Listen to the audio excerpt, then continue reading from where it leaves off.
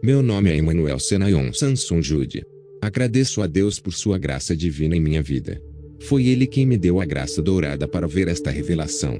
O Senhor me prometeu em meu primeiro encontro que Ele me visitaria novamente, e me mostraria o mistério do céu e do inferno.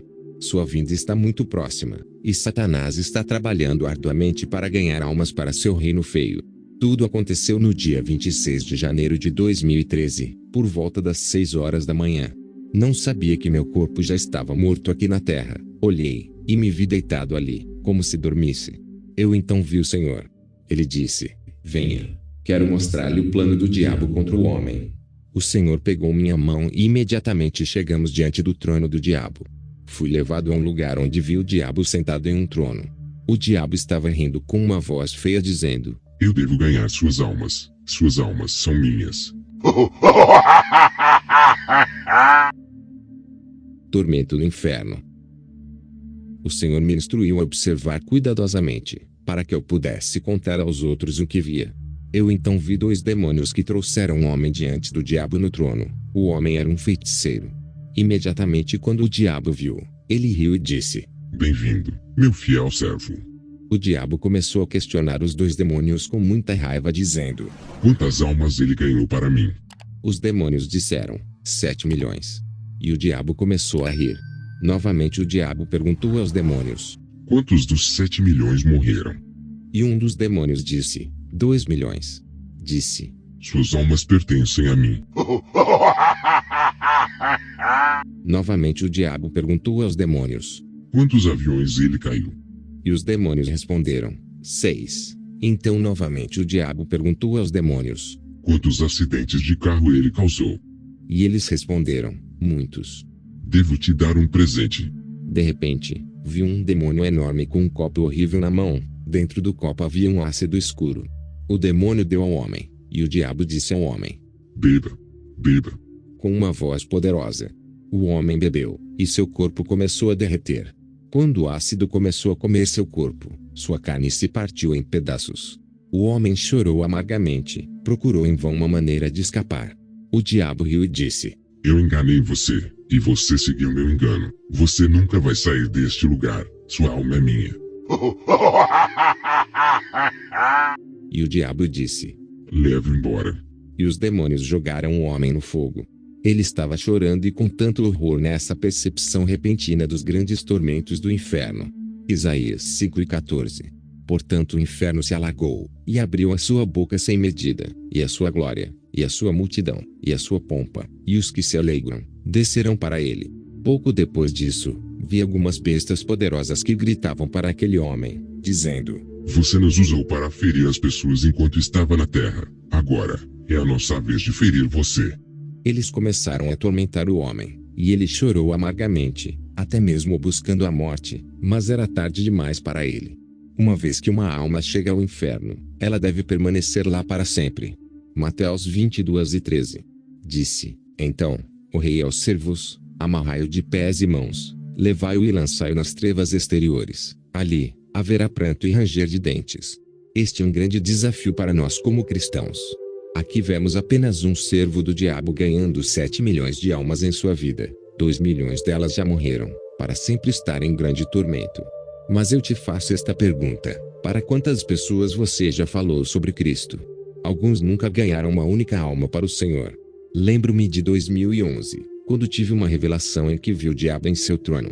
Ele estava dizendo: quem me separará da minha glória? O diabo estava dizendo isso porque muitas almas acabam no inferno de fogo no final de suas vidas. Então eu vi o Senhor. Ele estava chorando como um bebê, porque muitos cristãos não ganham mais almas para ele. Amigo, é hora de dizermos não às obras da carne. É hora de ganharmos almas. Mateus 10:7. E, indo, pregai, dizendo: é chegado o reino dos céus. Eu vi o diabo rindo em alta voz, enquanto comandava um demônio, dizendo: vá para a estrada e cause acidentes. Imediatamente este demônio obedeceu, correndo para a terra com velocidade. Então o diabo chamou outro demônio dizendo: vá para o ar, e faça um avião cair. O diabo chamou outro demônio e disse: vá rápido, e faça artistas famosos exporem sua nudez. Mande-os expor seus corpos na TV, na internet e nos jornais. Vai e faça as prostitutas lançarem novos vídeos. Todos os demônios obedecem, correndo para a terra com velocidade. Nós cristãos devemos ter cuidado com o que vemos na televisão, na internet e lemos nos jornais. O diabo está lá fora, procurando a quem possa devorar. 1 Pedro 5:8. Sede sóbrios, vigiai, porque o diabo, vosso adversário, anda em derredor, como leão que ruge procurando alguém para devorar. O diabo então chamou um cristão enganado no inferno de fogo e disse: José, agora você acredita que o inferno é real. Agora você entende que meu reino existe. Então eu vi José, ele estava chorando amargamente, enquanto um demônio o atormentava com grande fúria. O Senhor me mostrou a vida desse homem, a história de quando ele ainda estava na terra. José nunca acreditou que o inferno de fogo existisse, e ensinou a seus companheiros que era apenas uma história.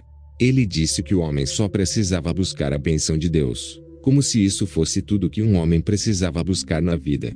Ele disse à sua congregação que quando uma pessoa morre, a pessoa morre para sempre, como se não houvesse uma alma para ir para outro destino. Infelizmente, José está agora no fogo do inferno, gritando: Agora creio, por favor, tire-me daqui. Agora creio. O diabo respondeu-lhe: A tua alma é minha. Mateus 13:50. E lançá-los-ão na fornalha de fogo, ali haverá pranto e ranger de dentes. Mateus 25:30. Lançai, pois, o servo inútil nas trevas exteriores, ali haverá pranto e ranger de dentes. Uma armadura completa. Eu vi um irmão vindo a Jesus quando ele morreu. Ele estava feliz, porque pensou que finalmente havia chegado ao céu. Mas quando ele chegou diante de Jesus Cristo, ele descobriu que Jesus estava chorando profundamente. Jesus disse: Gabriel, onde estão a tua espada da verdade, e a couraça da justiça que te dei? Eu te dei uma armadura completa. Onde eles estão? Gabriel respondeu: Eu os deixei na casa do meu amigo. Por favor, deixe-me voltar para buscá-los. O Senhor lhe disse: É tarde demais. Você não pode voltar. Eu os avisei muitas vezes, mas vocês não me ouviram. Eu não os conheço. Gabriel estava chorando com uma grande tristeza dizendo: Por favor, me dê a chance de voltar. Por favor, Senhor. Por favor, por favor. E o Senhor gritou com grande raiva dizendo: Parta, parta. Parti porque não te conheço. Afaste-se de mim. E uma grande tempestade o levou. Então, o Senhor me mostrou a história da vida de Gabriel. Enquanto ele estava na terra, ele nunca sairia e ganharia almas para o Senhor. Sempre que o Senhor lhe dizia para ir e contar às pessoas sobre o Evangelho, ele protelava. O diabo plantaria um pensamento em seu coração: Sente-se e leia sua Bíblia, você irá amanhã. Mas quando chegasse o amanhã, novamente o Senhor lhe diria: Gabriel, vai e avise aquele pecador para que se arrependa e seja salvo. Faça isso. E ele começou a obedecer à voz de Satanás. 2 Coríntios 11:13-14. Porque tais falsos apóstolos são obreiros fraudulentos, transfigurando-se em apóstolos de Cristo. E não é maravilha, porque o próprio Satanás se transfigura em anjo de luz. Ele foi à casa de seu amigo e, em vez de contar a ele sobre Jesus, estava discutindo um assunto de negócios com o amigo. Infelizmente, ele perdeu sua salvação por meio do conselho maldoso do amigo. Ele começou a viver uma vida pecaminosa como seu amigo. É por isso que ele disse ao Senhor que havia deixado sua couraça da justiça na casa de seu amigo. O Senhor me disse: Diga ao meu povo que sua armadura deve estar completa. Diga-lhes que não devem perder sua armadura. Efésios 6:10-18. No demais, irmãos meus, fortalecei-vos no Senhor e na força do seu poder. Revesti-vos de toda a armadura de Deus, para que possais estar firmes contra as astutas ciladas do diabo, porque não temos que lutar contra carne e sangue, mas, sim, contra os principados, contra as potestades, contra os príncipes das trevas deste século, contra as hostes espirituais da maldade, nos lugares celestiais. Portanto, tomai toda a armadura de Deus, para que possais resistir no dia mau e, havendo feito tudo, ficar firmes. Estai, pois, firmes, tendo cingidos os vossos lombos com a verdade, e vestida a couraça da justiça, e calçados os pés na preparação do evangelho da paz, tomando sobretudo o escudo da fé, com o qual podereis apagar todos os dardos inflamados do maligno. Tomai também o capacete da salvação e a espada do Espírito, que é a palavra de Deus, orando em todo o tempo com toda oração e súplica no Espírito e vigiando nisso com toda perseverança e súplica por todos os santos. Quando Gabriel chegou no inferno de fogo, viu uma grande cobra. A cobra era tão grande, e havia muitos espinhos em seu corpo. A cobra falou e disse: Gabriel, foi assim que enganei o seu primeiro homem, para que você fosse a verdadeira imagem de Deus. Gênesis 3 final. Eu te enganei e você seguiu o meu engano. Agora vou atormentá-lo para sempre. Então, a cobra entrou no corpo do homem e o feriu. O homem chorou amargamente, mas não conseguiu fugir da cobra, nem do fogo.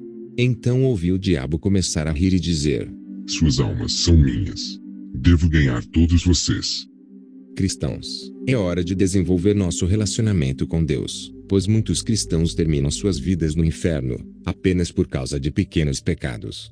Devemos confessar nossos pecados e abandoná-los. O padrão de Deus permanece firme. 2 Timóteo 2:19. Todavia, o fundamento de Deus fica firme, tendo este selo: o Senhor conhece os que são seus, e qualquer que profere o nome de Cristo aparte-se da iniquidade. Rei Saul no inferno.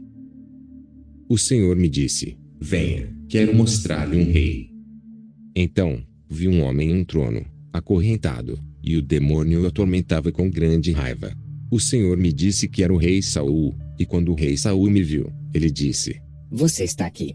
Vai dizer ao meu povo que estou aqui. Diga-lhes que não devem desobedecer a Deus. Diga aos filhos de Israel que eles devem obedecer à voz do Senhor e que minha desobediência me levou a este lugar. 1 Samuel 13:13-14. Então, disse Samuel a Saul: agiste neciamente e não guardaste o mandamento que o Senhor, teu Deus, te ordenou, porque, agora, o Senhor teria confirmado teu reino sobre Israel para sempre. Porém, agora, não subsistirá o teu reino. Já tem buscado o Senhor para si um homem segundo o seu coração e já lhe tem ordenado o Senhor que seja chefe sobre o seu povo, porquanto não guardaste o que o Senhor te ordenou. 1 Samuel 15:22-26. Porém Samuel disse: tem, porventura, o Senhor tanto prazer em holocaustos e sacrifícios como em que se obedeça a palavra do Senhor? Eis que obedecer é melhor do que o sacrificar, e o atender melhor é do que a gordura de carneiros. Porque a rebelião é como o pecado de feitiçaria, e o porfiar é como iniquidade e idolatria. Porquanto tu rejeitaste a palavra do Senhor, ele também te rejeitou a ti, para que não sejas rei.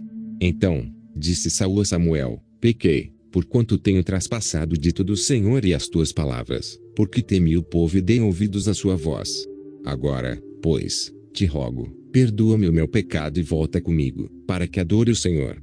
Porém Samuel disse a Saul: não tornarei contigo, porquanto rejeitaste a palavra do Senhor, já te rejeitou o Senhor, para que não sejas rei sobre Israel.